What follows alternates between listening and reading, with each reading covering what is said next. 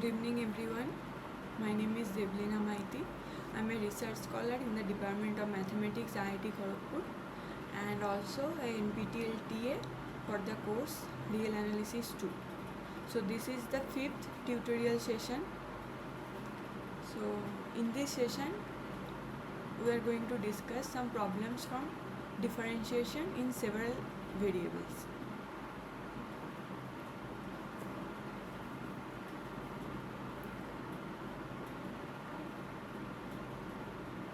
Okay, so let's wait for some 2 to 3 minutes, then we'll start this session.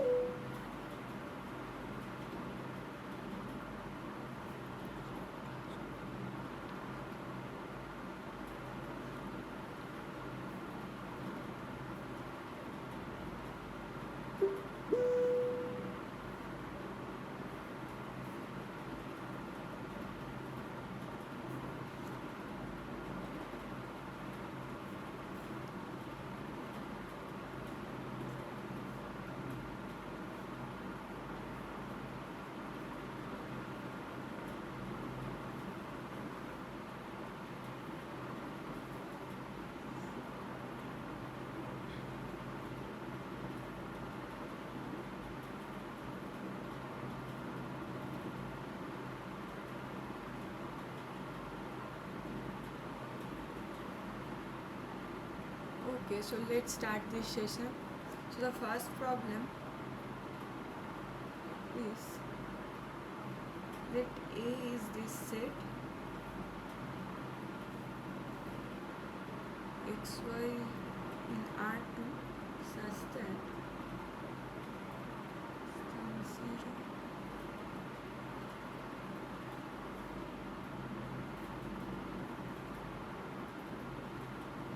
A is this set. This means the whole R2, the plane minus this line.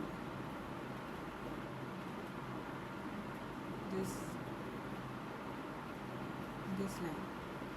Now define a mapping F from A to R. If F from A to R is a mapping,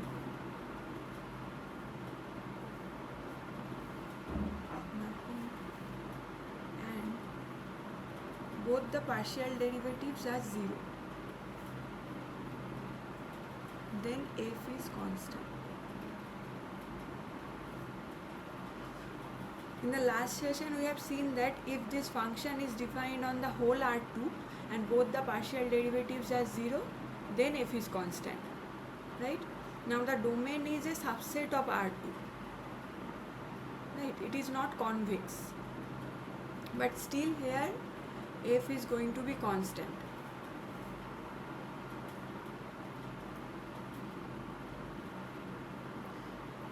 Now we have seen that in the last video d1 f equals to 0 means f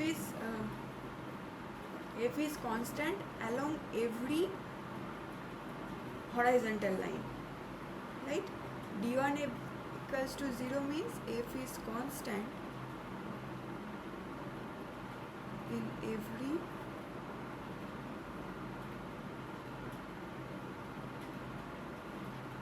horizontal line segment which lies in A, right? Every horizontal line segment in A. And similarly d2f equals to 0 implies f is constant in every vertical line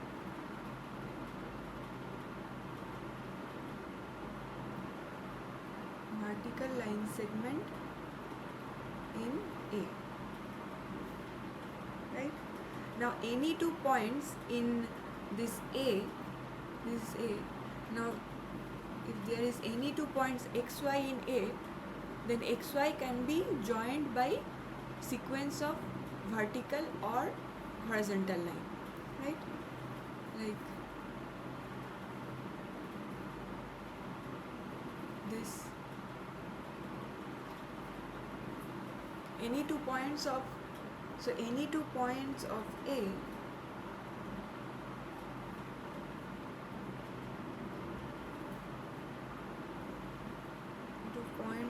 A can be joined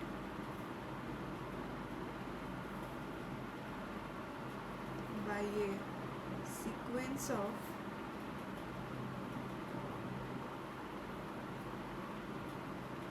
of lines each parallel to one of the axes, right? Each parallel to either x-axis or y-axis, means every vertical or horizontal line in A, right? And since in each horizontal and vertical segments it is constant, so f is going to be constant. So this implies f is constant, right? Now also in suppose this is the first A. Now in B we have to show that we have to find a function f from A to R such that d2f equals to 0 but f is not independent of y.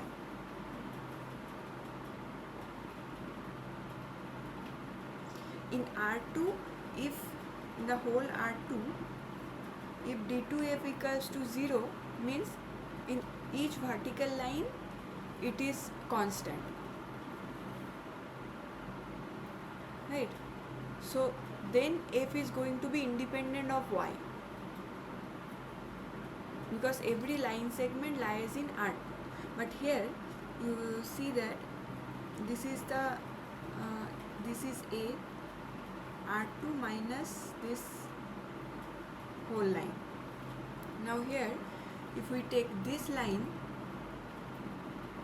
this is our X and this is Y, then this vertical line does not belong to this A set, right? So you cannot say F is constant in this vertical line also. So for this domain A, d2f equals to 0 does not mean F is independent of Y. In each line segment which is vertical in A, means if we take any line segment in A, right, like this one, then F is constant here, not constant, F is independent of Y. But if you take 2 points in the first quadrant and in the fourth quadrant, then this line segment, this vertical line segment does not belong to this A, this domain A, right? So in this line segment, in this vertical line segment, F is not independent of Y. So we can define a mapping. So if we define fxy equals to 0 if x less than 0, 1 if x greater equals to 0, y greater equals to 0, and minus 1 when x greater equals to 0, y greater equals to 0. This means we have defined 1 in the first quadrant and minus 1 in the fourth quadrant, right? So this means, now since f is constant in each sections, so d2f is going to be 0, and we see that f1 and equals to 1 and f of 1 minus 1 is going to be minus 1, right? So f depends upon y. So if, since y changes, x is fixed, but if y changes, then the value of f also changes, right? So this example works for this question. So f is independent, f is not independent of y, means f depends upon y, right? Okay, so let's go to the next problem.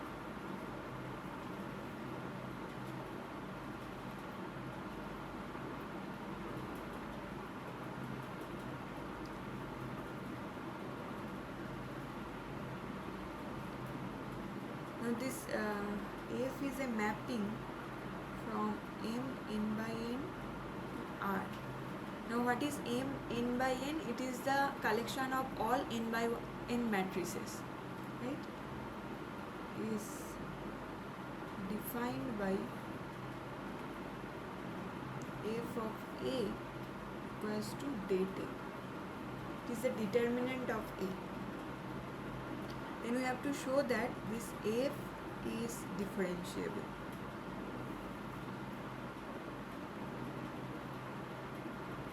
Right?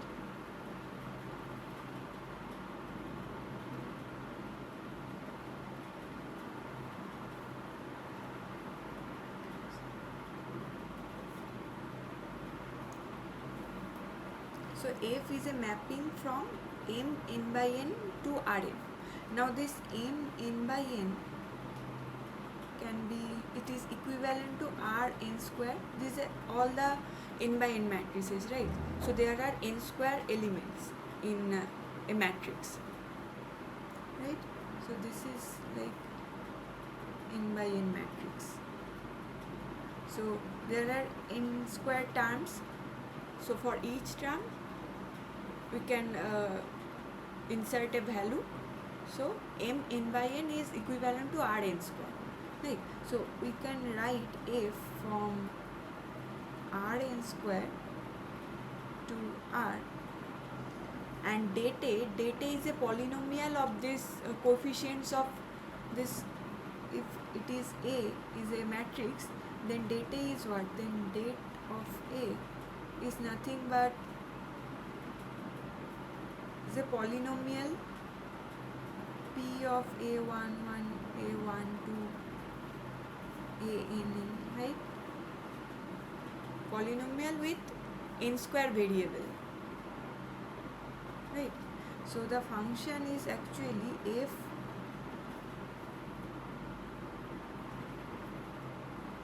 ANN equals to this. It is defined by this polynomial P11 to Pan, right? So it is a polynomial. Now we know that f is differentiable if each of these partial derivative exists and they are continuous, right? Now in R2, let's check in R2. So m2 by 2 is actually R4. So this A, B, C, D goes to AD minus BC, right? So f of A equals to data is actually equal to AD minus BC. So f of A, B, C and D, this mapping also can be written from R4 to R, right? It is equal to AD minus BC. Or in this variable you can write x, y, z, w. So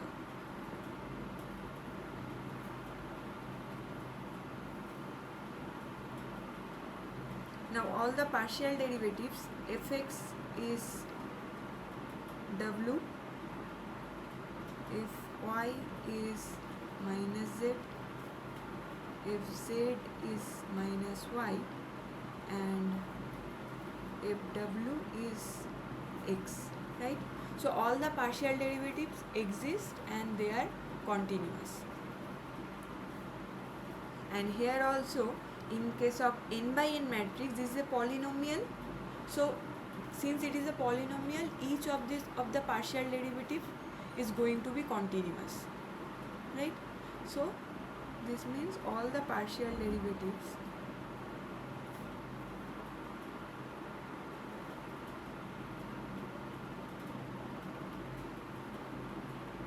exist and they are continuous.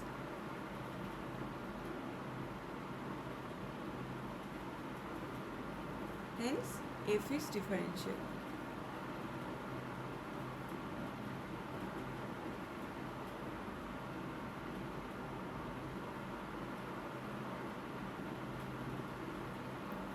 Right? Now for B, suppose f is defined from n by n to r by fa equals to a power t, a transpose. Right? And f2 is defined by trace of a. And we also see that f1 and f2 will be differentiable. f1, f2 are differentiable. Why? In the previous session we have seen that if f is linear, then it is differentiable and the derivative is going to be the same function f, right? Now we will just check that this f1 and f2 are linear.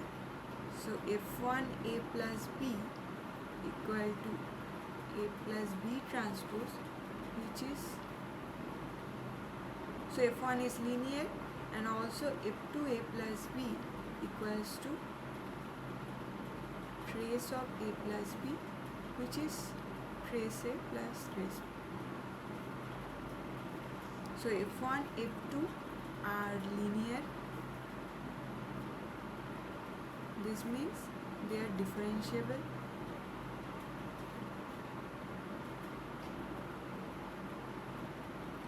And f1 dash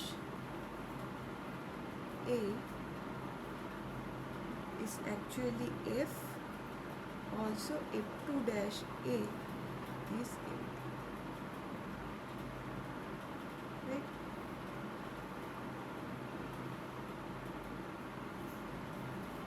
If it is linear, then it is going to be differentiable, and the derivative is a linear mapping, right?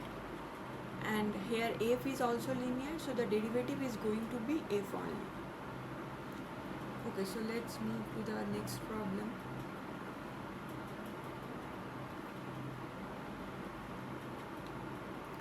So f defined from R2 to R by fxy equals to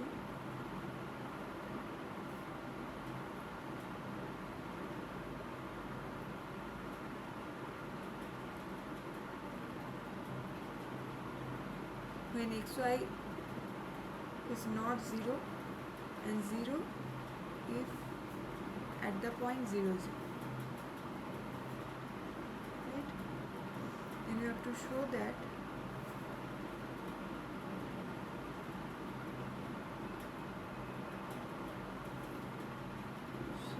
d2 if x0 equals to x for all x, and d1 if 0y equals to minus y for all y. Right?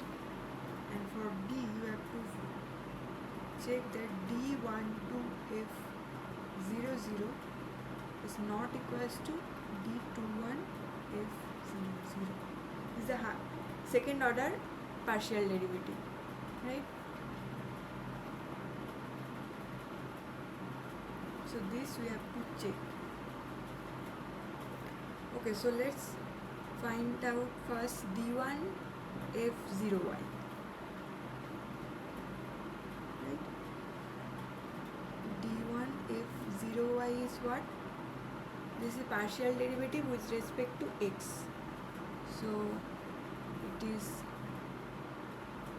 h tends to 0 if hy minus 0y by h.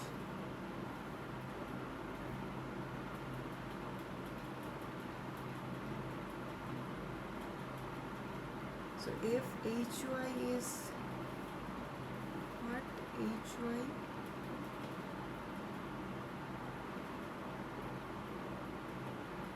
if 0y is going to be 0, right? Because the first term is xy, so it is going to be 0 by h. So it is going to be y h square minus y square by a square plus y square. So as h goes to 0, it is going to be y into minus y square by y square, which is minus y. Right? So we have checked this one. Now let's check d2 f x0. So it is the partial derivative of this f x0 with respect to y. So limit k goes to 0, f of xk minus f of x0 by k. Right? It is xk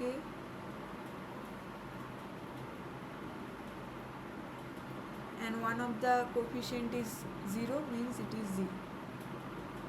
It is divided by k.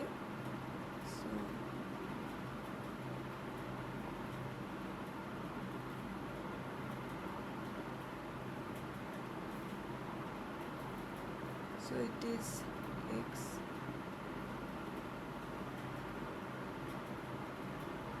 So A is done, right? So d2 fx0 is x and d1 f0y is minus y. Now to prove B we need these two estimates, right? Now for B we have to find d12 f00 and d21 f00, right? Now we know that dij f x is actually dj of di f x, right? So the partial derivative with respect to I first, then by j, right? So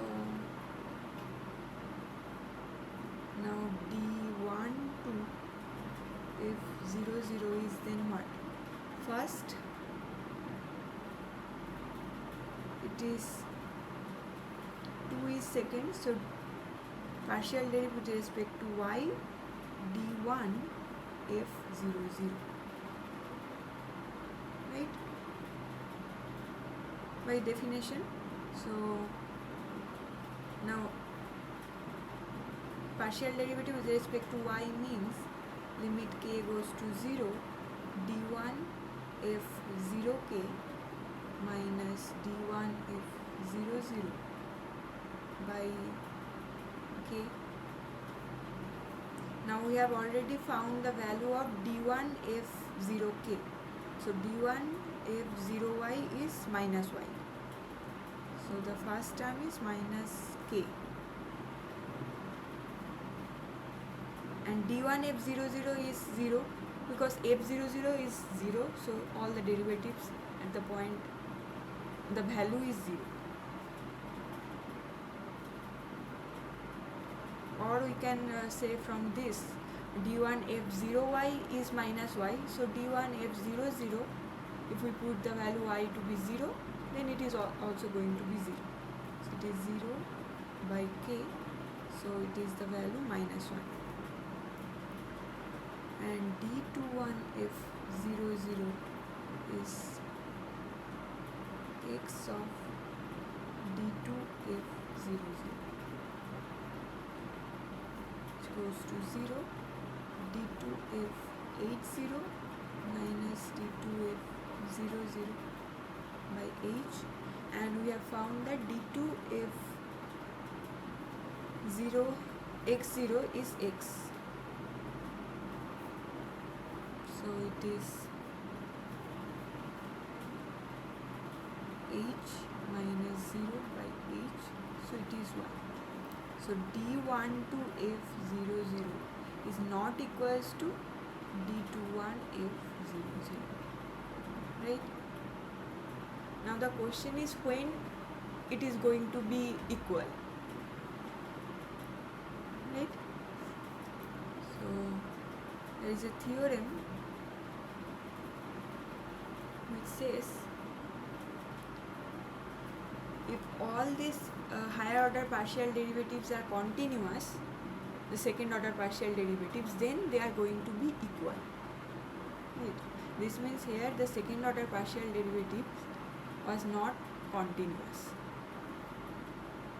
right? So the theorem says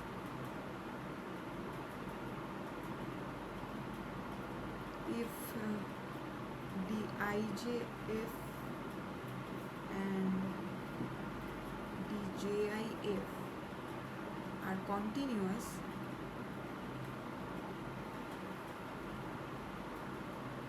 in an open set containing a point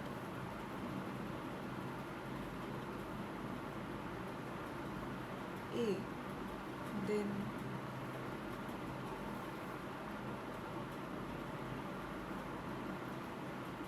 these two dij and dji, these two second order partial derivatives are going to be equal. They have to exist and they are continuous in an open set containing some point, then at that point they will be equal, right?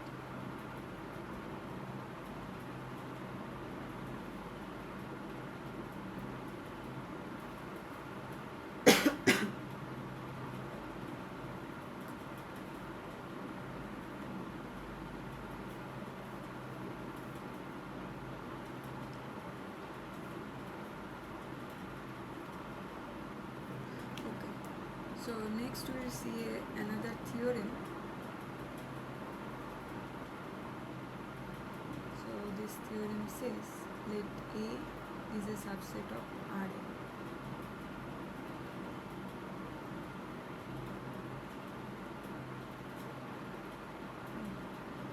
Now if A is a function from R to R, suppose if f is a function from R to R, then we say f has a maximum at some point or minimum where f dash that point is 0, right? Is a function and f has a maxima or minima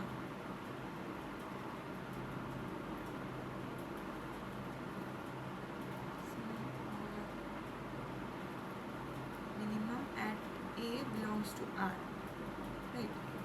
Then we know that f dash A is 0, right? So this f dash x equals to 0 actually gives the points where f can be maxima or minima, right? Now in case of several variables, this is also the case. Now here f dash is a linear mapping, so or it can be represented by matrix. So this condition, this f dash A equals to 0 will be replaced by determinant of f dash A is 0 or non-zero. The determinant of f is 0. This means all the partial derivatives has to be 0. This is grad f is 0 means all the partial this is what this f dash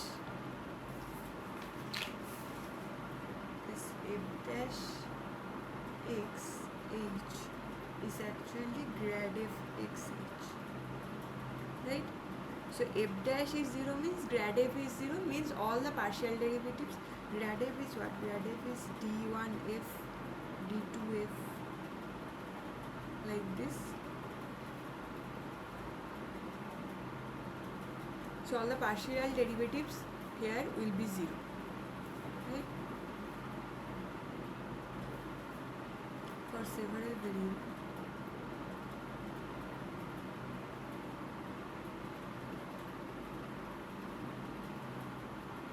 So let A is a subset of Rn if the maximum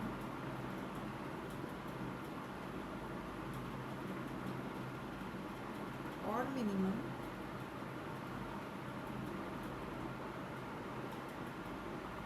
of f from A to R occurs at a point A equals to A1, A2, A.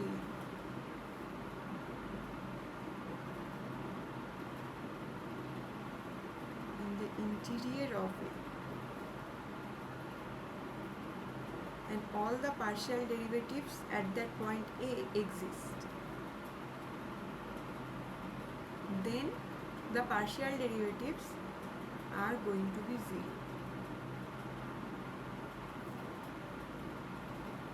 right?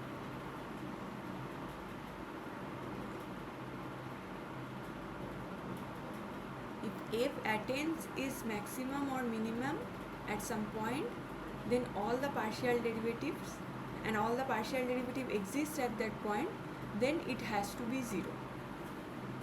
All the partial derivatives are going to be 0. We proved this theorem. So this is a 2-line proof actually. So let gix is defined by f,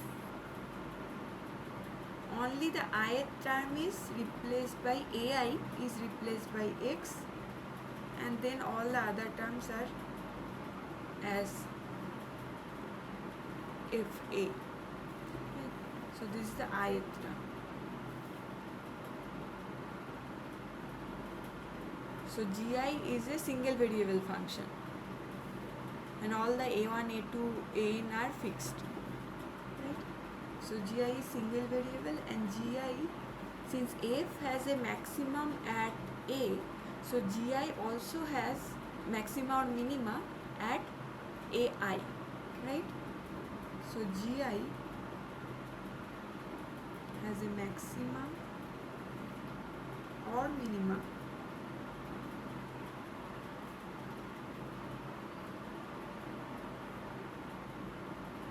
at ai. Right? At ai, and gi is defined in an open interval, since it is defined and in the interior of a. So gi is also defined in an open interval of containing that I. Right? So gi is defined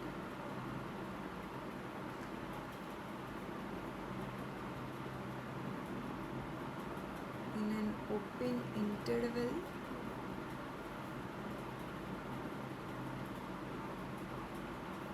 containing ai.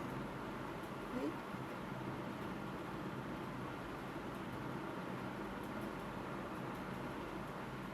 So since it is a single variable function and it attains maxima or minima, so gi dash ai is going to be 0. Right? So 0 equals to gi dash ai. Now what is gi dash ai? In terms of f, it is only the partial derivative of f with respect to xi. Right? So it is actually difa. Right? Okay. So all this means what? This means difa equals to 0 for all I. So all the partial derivatives are 0. Now it is interesting that there are some functions where f dash is 0, means all the partial derivatives are 0, but still f does not have maxima or minima at that point. Right? It has to satisfy all the problems, all the conditions here. Means all the partial derivative must exist in an interior of a, then it is going to be 0. The converse is not true actually. So remark is that the converse not true. The converse of theorem 2 is not true. Means there are functions where all the partial derivatives are 0, but at some point a, but f is neither gives maxima or minima at that point. Right. So we see a example. So the first one is in the R also there is examples. If f is a function from R to R, then it is also not true. So if we define fx to be x cubed, then f dash 0 at the point 0 it is 0, f dash 0 is 0, but f is neither maxima nor minima at 0. So f does not have maxima or minima at that point, right? Because this is x cubed, right?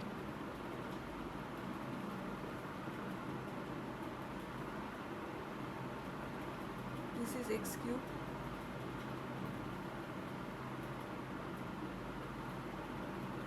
This is the point 0. So f can take values which is less than 0 and also which is greater than 0. So 0 is not maxima, not minima.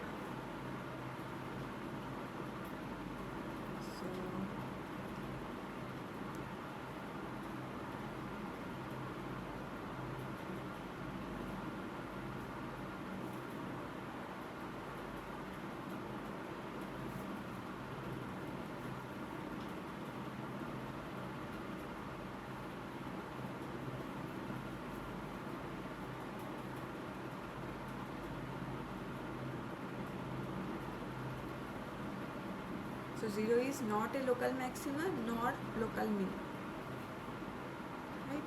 Because in every neighborhood of this 0, if we take any small neighborhood or any neighborhood, then there are points which is greater than 0, in which point this point it is less than 0 and here it is greater than 0, right?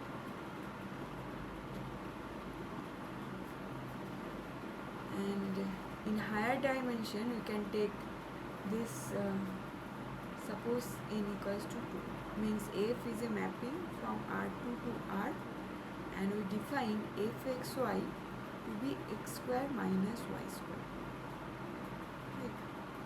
Then we will also see that here 0, 0 is not a local maxima or minimum, but all the partial derivatives, let's check the partial derivatives. So d1f is d1f00 and you have to find d2f00, right? So what we have done, gi we have defined, all the terms are fixed except for ai. So here g1x is going to be fx0, right? So it is x square, and g2x is f0y, sorry, f0x, so it is minus x square, and g dash, so g1 dash is actually d1fx, g1 f0 f00, so it is 0. Also g2 dash 0 is d2 f00, right? From this one,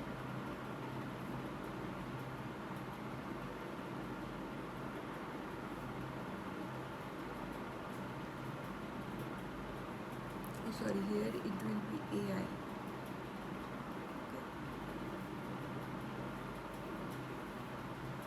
So all the partial derivatives are 0, right? But still it is not maxima or minima. Why? Because see, near every point, near every neighborhood, there are points where f is going to be greater than 0 and less than 0, right? Because if we take f80, it is h square, and if 0k is minus k square. So you can take any neighborhood, small neighborhood or large neighborhood, there are points where if the value is greater than 0, it is greater than 0, and where it is less than 0. So 0, 0 is not a local maxima or minima. This h and k can be chosen very small, near 0. So actually this surface looks like this. For this function f, this xy, fxy will look like this.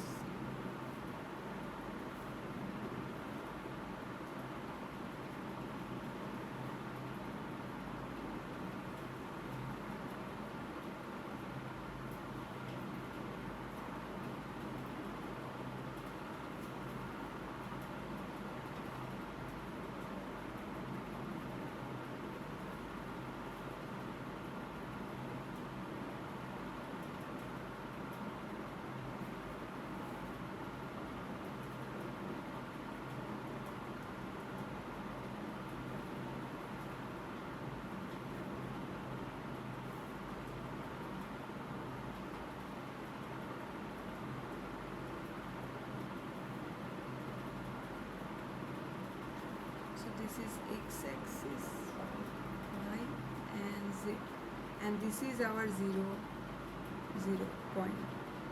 So 0 0 0, right? X y f x y. So there are points which gives the value greater than 0 or less than 0, right? Near every point this 0 0. So this 0 0 is not a local maxima nor a local minimum. So 0 0 is neither a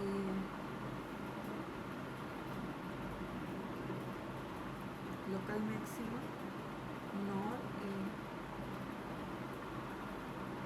local minimum, right?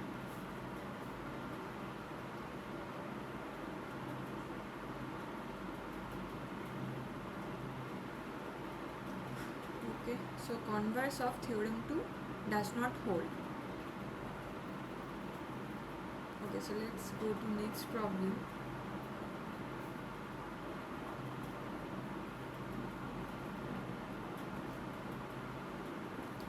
So F is a mapping from R2 to R defined by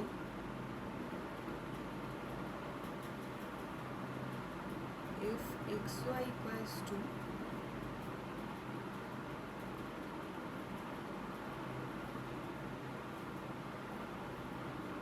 x square plus y square into sine 1 by root over x square plus y square whenever x y non-zero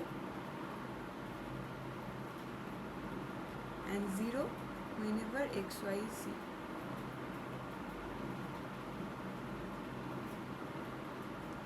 We have to show that f is differentiable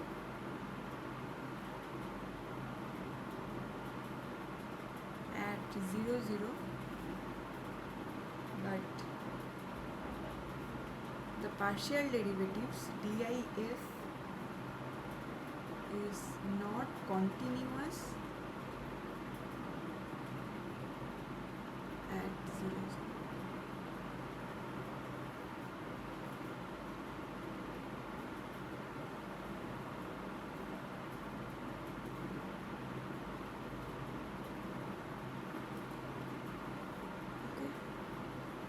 So this is our next problem.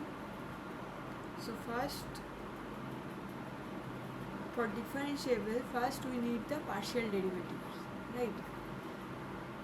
Because we need the gradient. So to differentiable we have to check that this limit, this hk goes to 0 0 if hk minus f 0 0 minus f dash 0 0 hk modulus of this by hk, this goes to 0. This we need to check, right?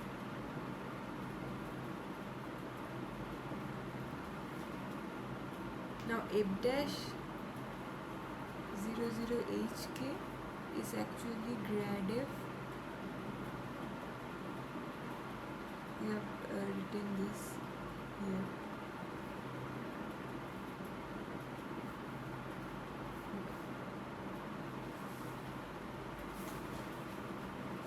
So it is actually grad f x h, grad f at the point 0 0 dot h, right?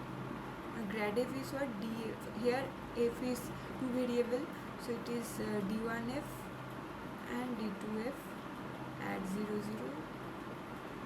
0 0 dot h, not h, it is actually the vector hk. So it is hk, so it is h d1 f 0 0 plus k d2 f 0 0, right? So So this is f dash 0 0 hk. Okay. Now we'll find this limit. So first we have to find d1 f00 and d2 f00. So d1 f00 is h goes to 0, f is 0 by h. So f00 is 0 and if h0 is h square sine 1 by h divided by h, right? So it is limit h goes to 0, h sine 1 by h, and it is going to be 1, right? And d2 f00 is k goes to 0 if 0k by k, if 0k is again, this is same thing I think, 0 by k, so this is also going to be 1.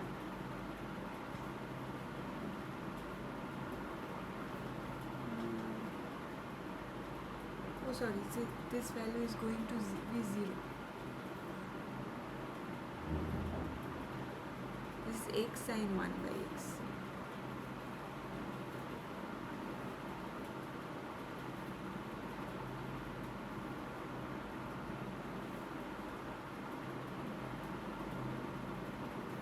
Yes, it is going to be 0.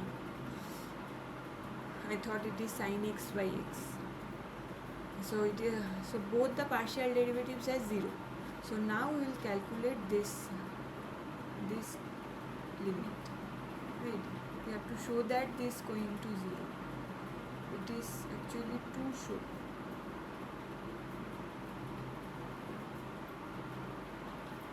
So limit hk goes to 0 0 f of hk minus it was h d1 f00, so it is h d1 f00 minus k d2 f00, right? By modulus of hk means h square plus k square.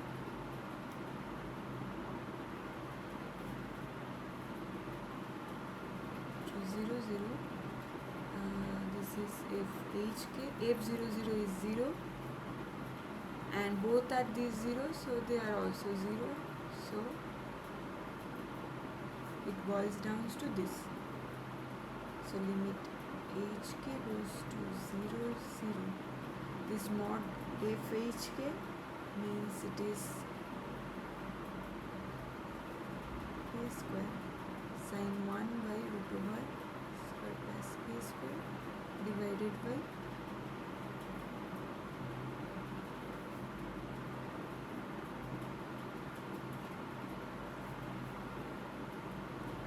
this is root over h square plus k square sine 1 by h square plus k square, right?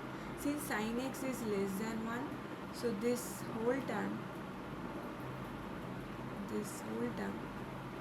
is actually less than root over h square plus k square, which goes to 0 as hk goes to 0,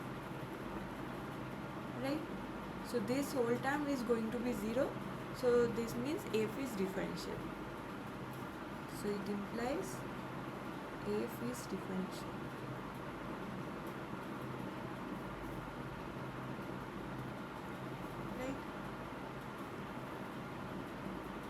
So now we have to show that DIF, the partial derivatives are not continuous. So partial derivative exists as 0 0, but they are not continuous. So first we have to find d1 f xy, right? So f xy is this when xy non-zero and 0 when at the point 0 0. So when xy non-zero, we can just naturally take the partial derivative. So when xy is not 0, this d1 fxy is what? This is a partial derivative with respect to x. So it is going to be 2x sine 1 by plus y square minus this will be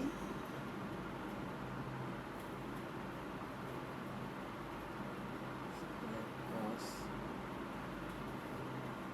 square into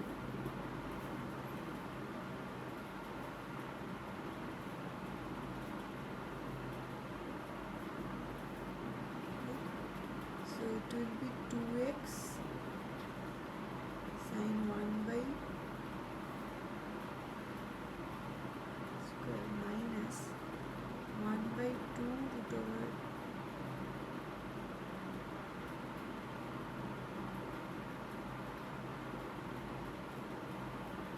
right. So when xy are non-zero, and when it is 0, the derivative will also be, we have also already seen that d1 f00 is 0. We have already checked these terms. d1 f00 is 0 and d2 f00 is 0. Now we have to check, this is the function, right? So d1, so our function is now this 2x sine 1 by minus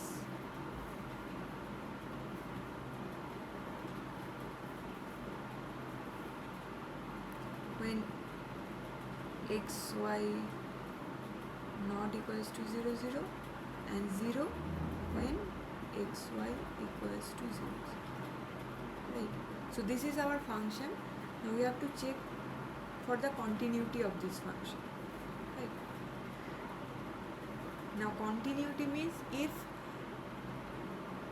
we choose a path which goes to 0 along that path, suppose this is R2 and we have chosen a path, this one or maybe this. So when this point xy goes to this 0 0, then this d1 fxy must go to d1 f00, right? This means a continuity. Now we'll choose this path. So choose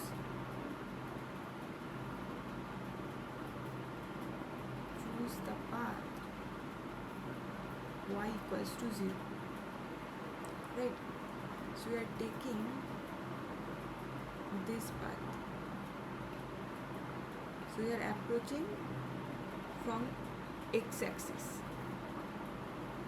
right? So this is our 0 0 point. So we have chosen y equals to 0 point. Now we will find that d1 f x0. So let's find out. So what is d1 f x0? It is 2x sine 1 by x minus half cos 1 by x, right? So this is our, and this is not equals to 0 and 0 in x equals to 0. This is the function d1 f x0. Now if we choose these two sequence, this xn which is 1 by 2 pi n and x n dash which is 1 by 2n plus 1 pi, then this xn goes to 0 and xn dash also goes to 0, right? Now what about d1 f xn 0? So d1 f xn 0 is going to be, so the first term is going to be 0, this 2x sine 1 by x is going to be 0, right, because xn goes to 0. And for the second one, it is actually, this is half cos 2n pi, right? So it is 1, so value is minus half. And if we take xn dash,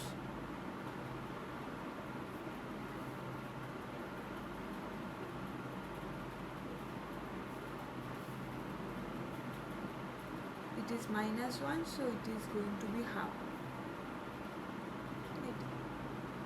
However, this means d1 if xn 0 does not goes to d1 if 0 0, which is 0, right? So this implies d1 if xy is not continuous at 0 0. At the point 0 0, it is not continuous, right? And similarly, d2 f 0 0, DIF, that is d2 if is not continuous,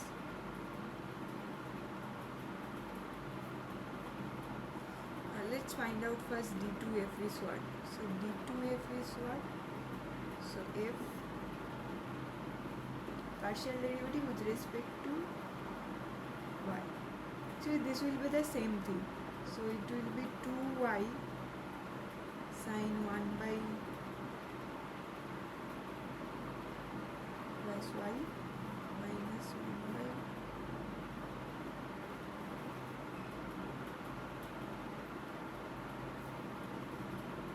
whenever xy non-zero, and 0 whenever xy equals to 0.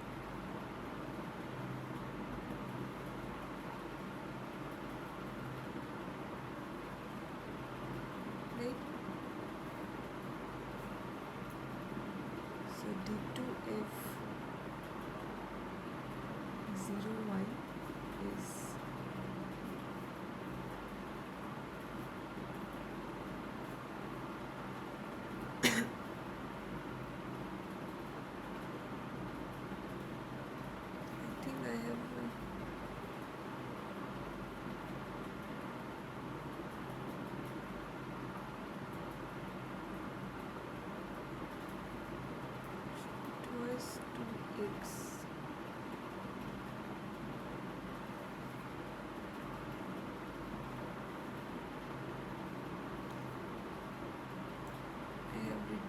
there is an error, so it will be x by root over x square plus y square and 0.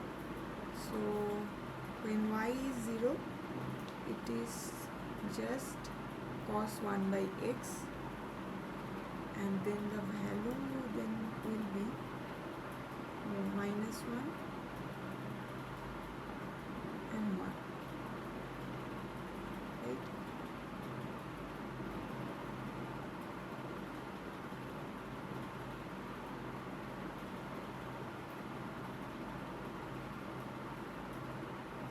So here it will be y by this, so it is cos 1 by y, right? When y not equals to 0, and 0 when y equals to 0.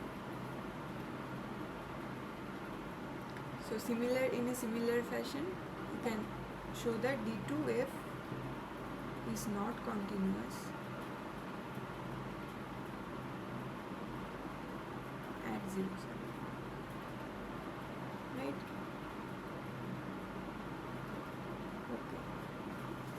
Okay, so now we'll prove a lemma which is similar to the mean value theorem in several ways.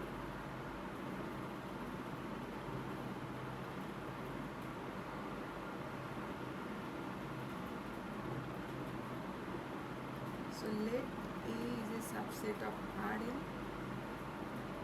be a rectangle,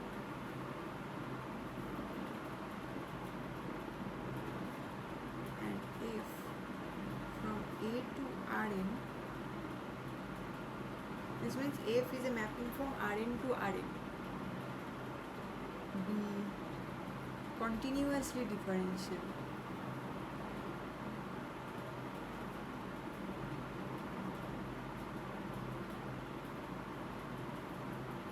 Right. Means the derivative is also continuous.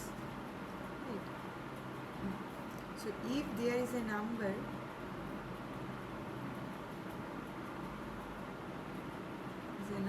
n such that all the partial derivatives are bounded by this m,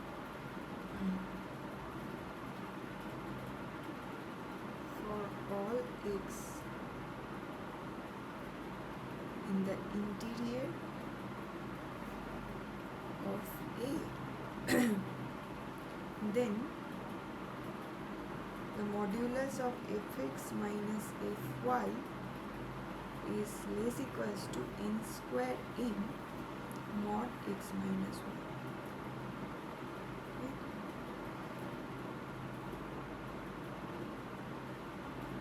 So here all the partial derivatives at x is bounded by m, then fx minus fy is bounded by this.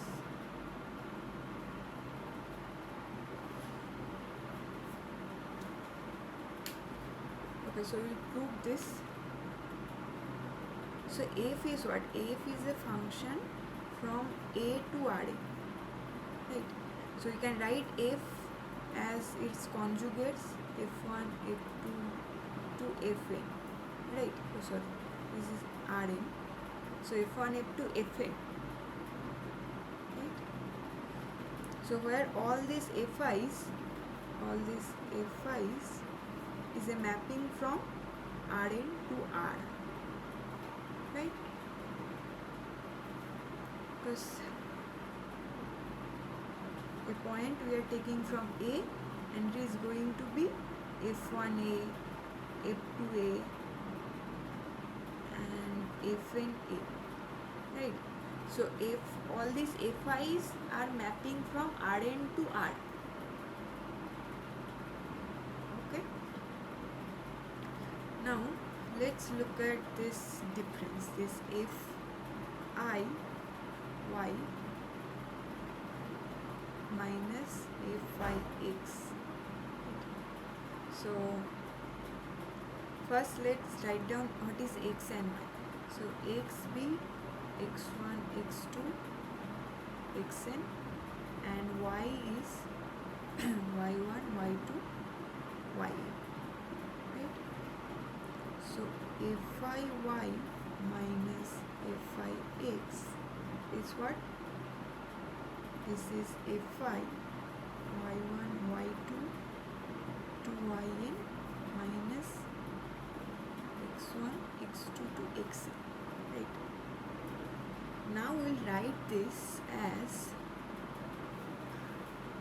now first we'll take this fi y1, then x2, x3 to xn minus fi x1, x2 to xn. Here the change is only on the first coordinate. This is y1 and the next term is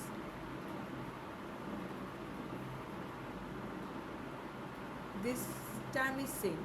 Right? This is fi x1 to xn and this is, so you have added this term, the first term fi y1 x2 to xn. So then we will again eliminate this. So plus this is fi y1 y2 then x3. So from the third term now all the values are in x. Right? xn minus fi y1, this term is here, x2 to xn, right? Now in a similar fashion, the next term will be fi. From the fourth term, all the values will be x. So fy1, y2, y3, then x4 to xn minus fi, y1, y2, then x3 to xn, right? Now in a similar manner, so the last term is going to be what? Fi y1, y2 to yn, this is the first term, this one, right? From the first equation. So this minus fi, all the values will be y, only the last term is xn, right? So y1 to yn minus 1, last term is only in x, right? So we have written fi minus y, fiy minus fix in this form, right? So equality starts from this. Now we look at each of these terms, right? So in the sum we can also write this in a sum of, as a sum of j equals to 1 to n. So it is going to be fi, and y varies from 1 to yj, then xj plus 1 to xn minus fi y1 to yj minus 1 xj to xn, right? So the only change in the jth term, right? So here if you look at this one, so in the first one, only the first coordinates are changing, right? All the second from the second term onwards, the second term they are equal, right? Only the first term is different. And for the second one, see, only the second term is different. This is y2 and this is x2. And for the third one also, this is y3 and this is x3, and all the other terms are same, right? So here also only the jth term, this is yj and this is xj, and yj's previous term is yj minus 1, and here also the previous term is yj minus 1, right? So now we will apply mean value theorem with respect to only one coordinate, right? So now we applying the mean value theorem, we obtained. So we applying mean value theorem in the coordinate jth coordinate, right? So this fi y1 to yj xn minus f of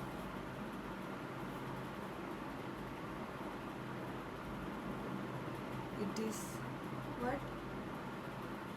So only difference is on the jth term, so it will be yj minus xj into, so mean value theorem is what? Fy minus fx equals to, so let's recall that. So recall the mean value theorem, right? So it was fx minus fy is some f dash c into y minus x, right? Where c lies between this x and y, right, in the real line. So here suppose x is less than y, so c lies between x and y. So this is our mean value theorem in R. So here we are applying the mean value theorem with respect to a single coordinate, only in the jth coordinate. So it is going to be So here f dash will be replaced by the partial derivative, jth partial derivative, right? So into dj of f,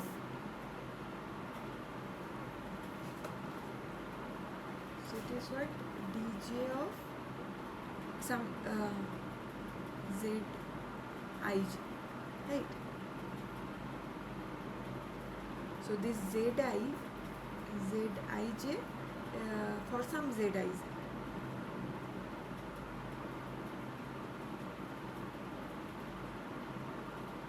So this z I j is a point between these two, this y1, y2, yj, xj plus 1 to n and y1 to xn, right?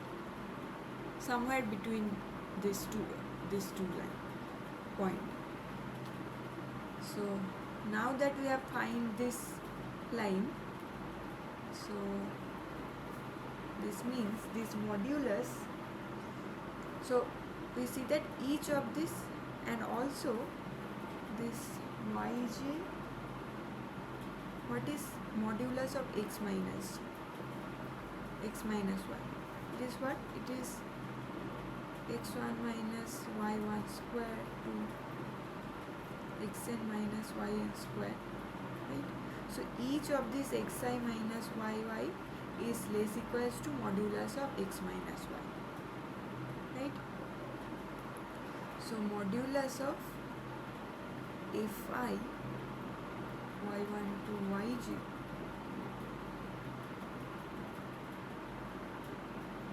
xn minus, sorry, it is fi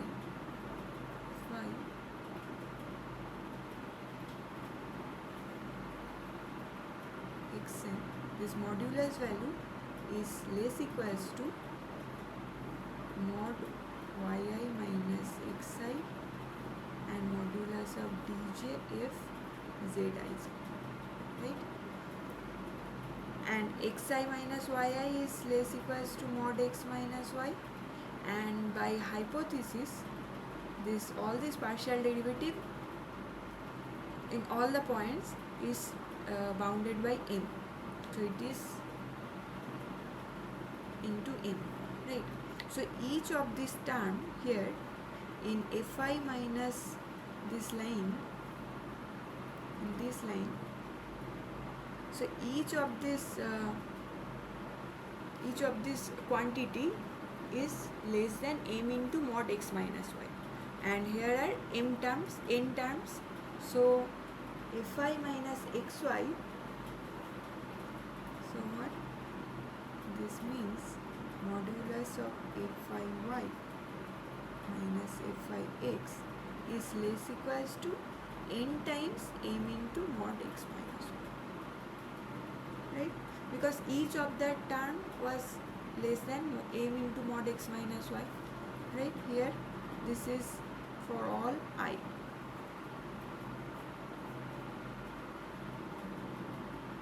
Sorry, for each j equals to 1 to n, right? Here this term,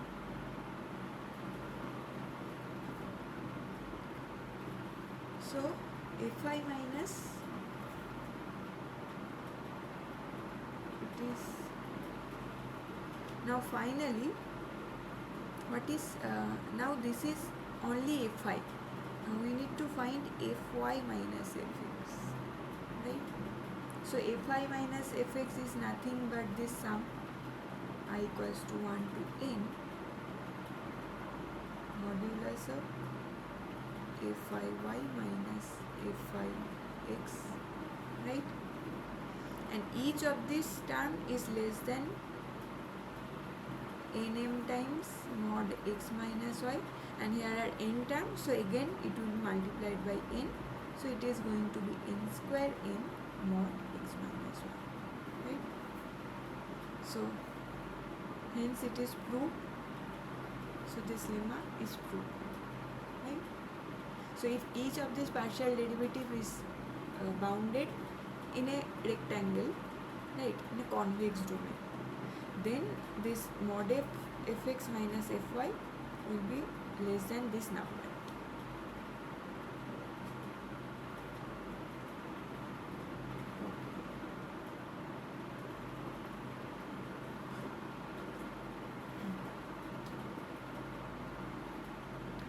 Okay.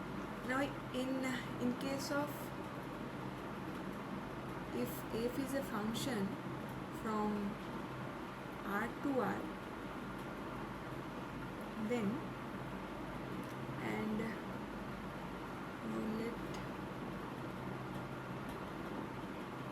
let f from R to R is continuously differentiable.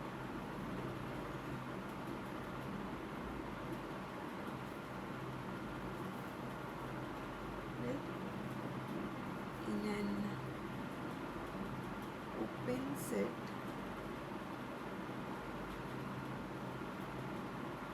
containing a point A and f dash A is non-zero.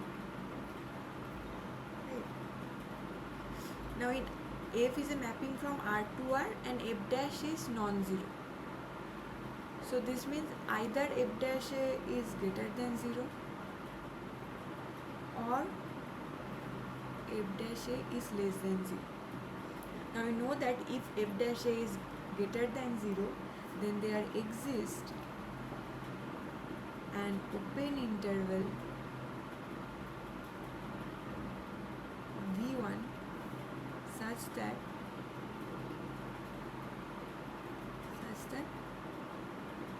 f dash x is greater than 0 for all x belongs to V1. This is a sign preserving property, right?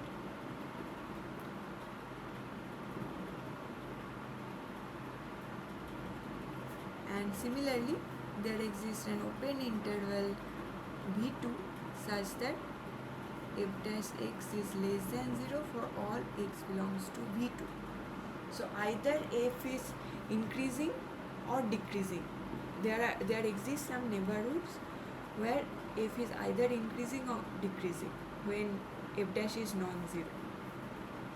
Right? So this means what? F is increasing or decreasing means f is 1 1 in that interval, right? So therefore f is 1 1. 1 1 means f inverse exists in some neighborhood. So f is 1 1 with an inverse, f inverse defined in some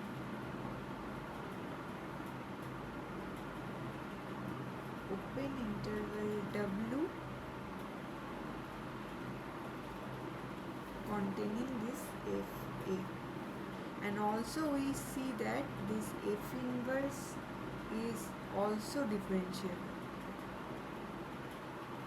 This is the inverse function theorem in the real analysis.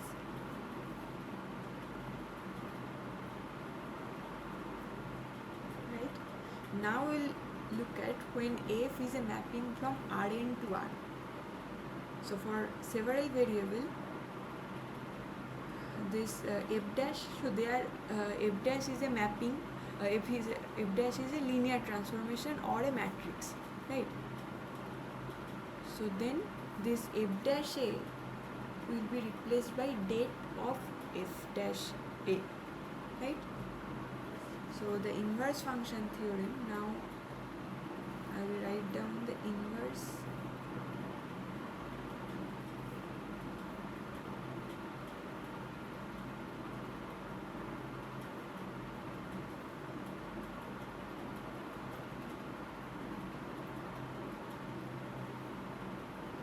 so suppose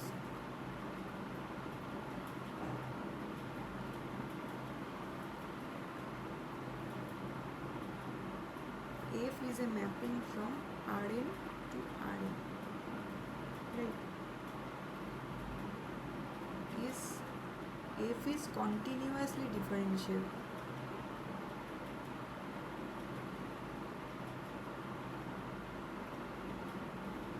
Okay, and it is defined in an open subset, open set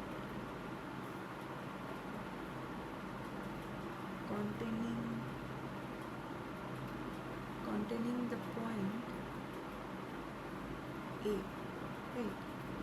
And determinant of f dash A is non-zero, right? So f is a mapping from Rn to Rn. It is continuously differentiable in an open set containing this point A, and at that point the determinant of f dash is non-zero, right? Then there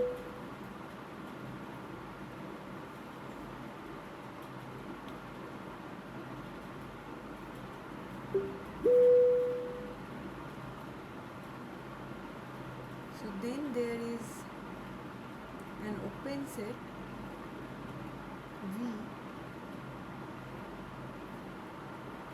containing A and open set W containing this Fa such that F from V to W has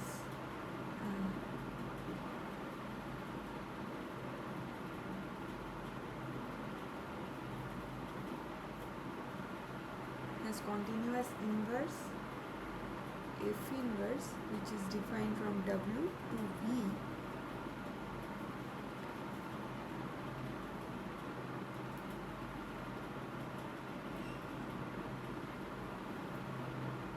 which is differentiable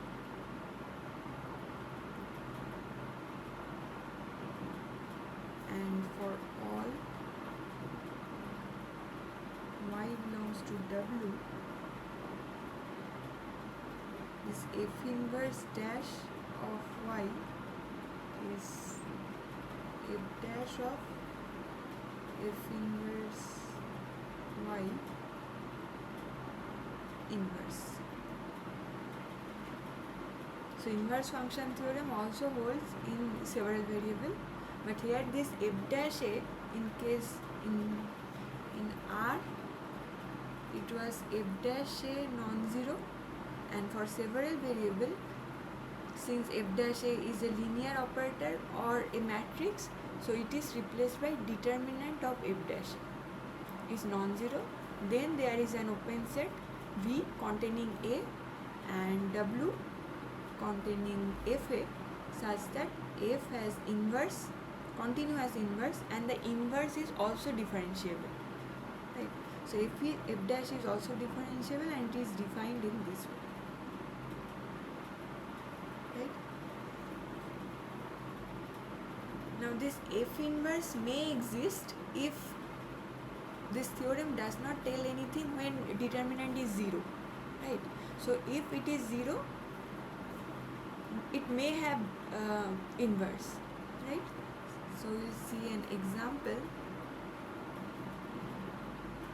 So this note, so an inverse F inverse may exist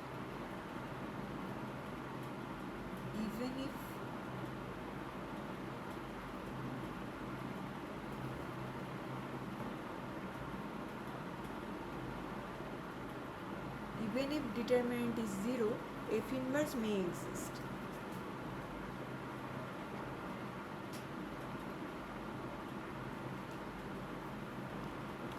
So define this mapping F from R to R by Fx equal to x cube, right?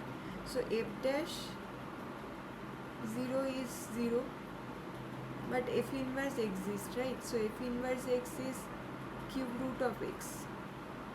So though F dash is 0, F inverse also still exists.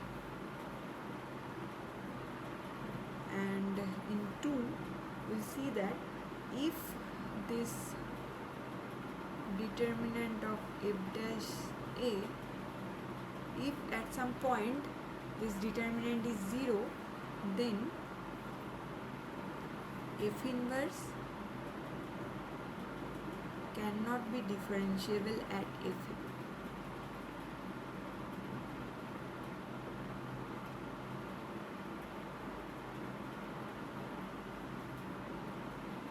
Right. Why? Because f inverse, f compose f inverse is the identity mapping, right? So it is the identity mapping. So f compose f inverse x is actually x. So since f is differentiable, so if f is differentiable at so f inverse is, if f inverse is differentiable at fa, then by the chain rule we'll get what? We'll get this f dash a into f inverse dash of fa is the identity matrix, right? Because f dash is a matrix, f dash a, and f inverse dash is also a matrix. So multiplying this will get the identity matrix or operator. These are linear operators, right?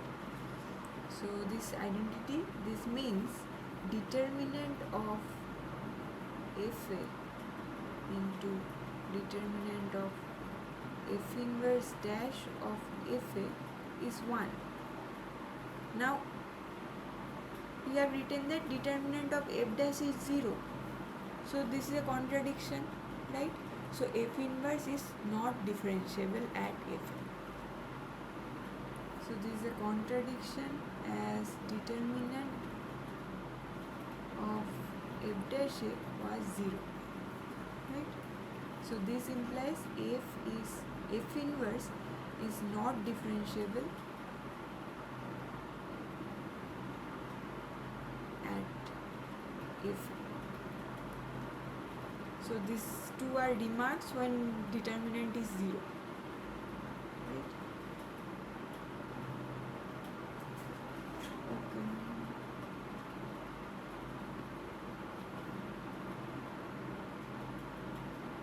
So let's look at another problem.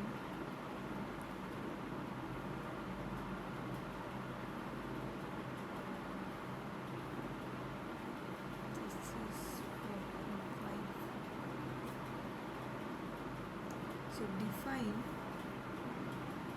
f from R2 to R2 by f of xy is n to the power x sin, right? Then show that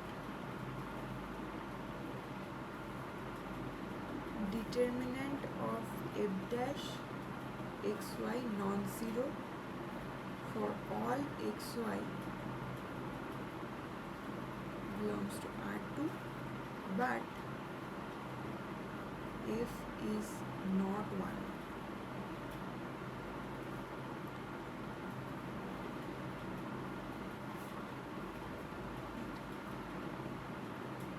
So in whole R2 it is not 1, 1. Since determinant is non-zero, we can say that there are some open sets near some point where it is 1, 1, but in the whole R2 it is not going to be 1, 1.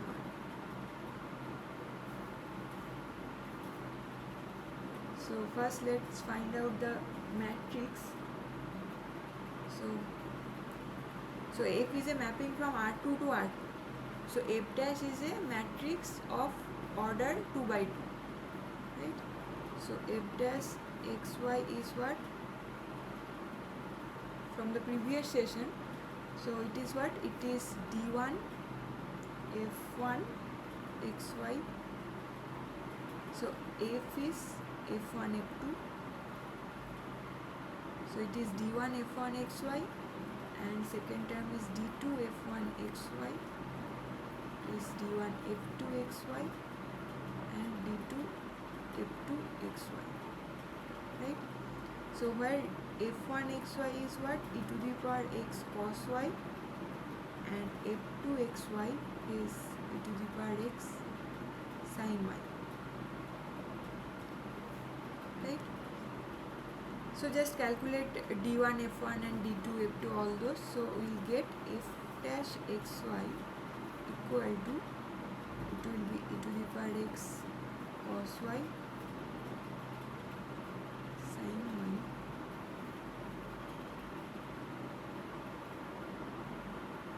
right. This is the matrix of f dash. So what is the determinant of f dash? It will be 2x cos square y plus sin square y, so e to the power 2x, right, which is non-zero for any x, any xy, right? So determinant is non-zero, but if we look at f00, it will be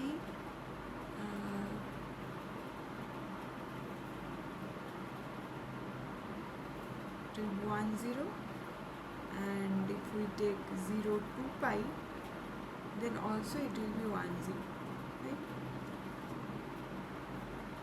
So f00 equals to f0 to pi. So f is not 1 1, two different point, it is giving the same value. So this implies f is not 1 1 in R, right?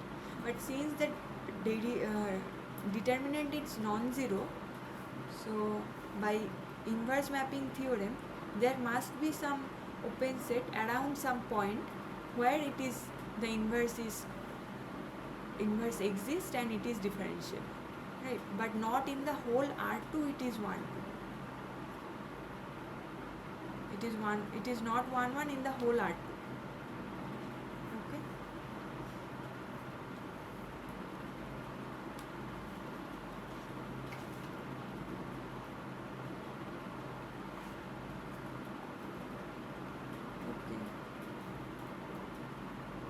Okay, so this will be the last question of this session.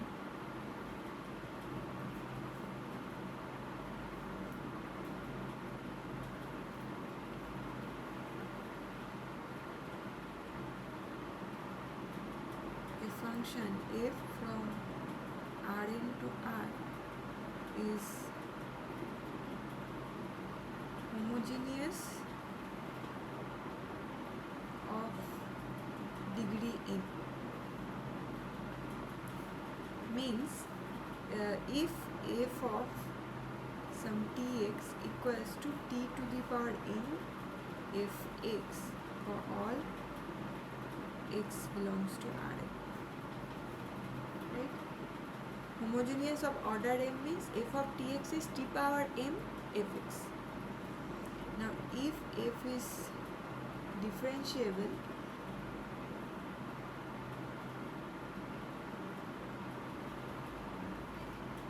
show that this sum I equals to 1 to n xi, the partial derivative di fx is n fx. So this we have to show when f is homogeneous of degree n.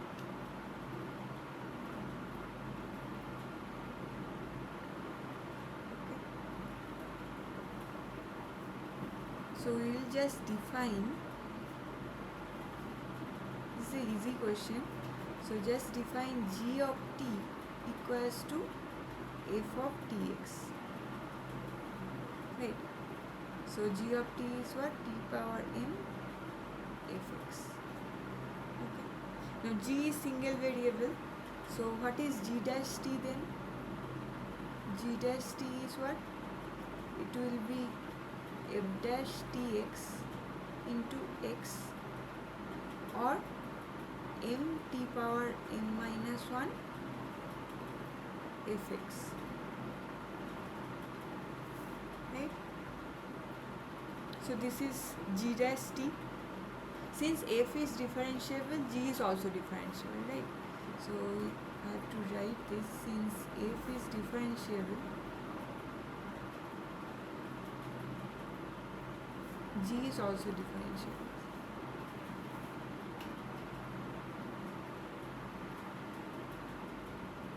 Right?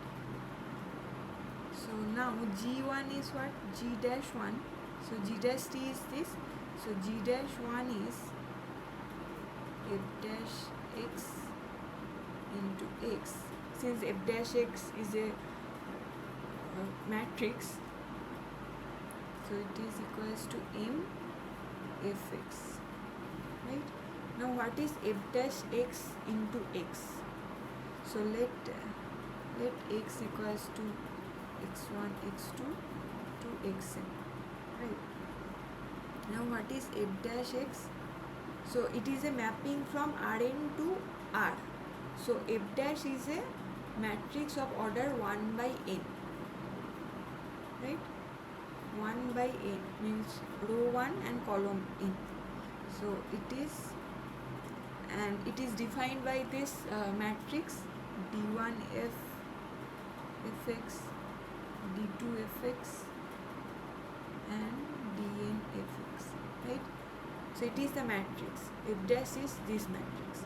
Now f dash x into x is, so x is x1 x2 xn. So this will be x1 d1 fx plus x2 d2 fx and xn dn fx, right? Because f dash x dot x is belongs to R. So from this line we will get what? We will get x1 d1 fx to x1 dn fx equal to n fx, right? So this we have to prove. So this is the proof.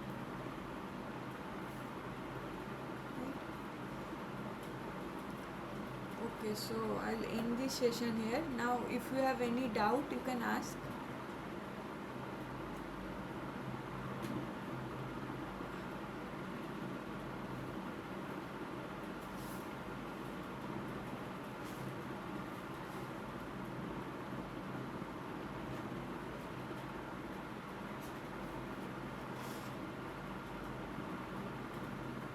Okay, so I guess you don't have any doubts.